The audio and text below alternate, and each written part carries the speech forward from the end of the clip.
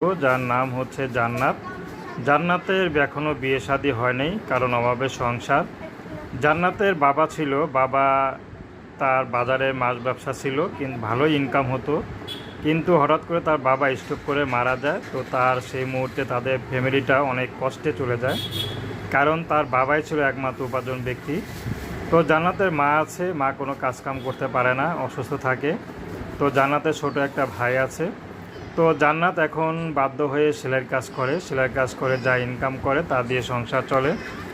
তো জান্নাতের বিয়ের বয়স হয়েছে, জান্নাতকে তার পরিবার বিয়ে দিতে চায়। জান্নাতও চাচ্ছে যে এত কষ্ট থেকে না করে যদি স্বামীর ঘরে গিয়ে একটু ডাল ভাত খেয়ে সুখে থাকতে পারে, তাহলে হয়তো জীবনটা নতুন করে একটু বাঁচার স্বপ্ন দেখবে। তো জান্নাত বিয়ে করতে চায়, কিন্তু অভাবে সংসার কে তাকে বিয়ে করবে।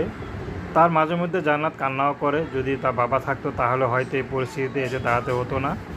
তো এখন যদি সব কিছু জেনে কোনো ভালো একজন মানুষ যদি তাকে জান্নাতকে পাশে রাখতে চায়, বিয়ে শাদী করতে চায়, তাহলে জান্নাত তাকে বিয়ে করবে।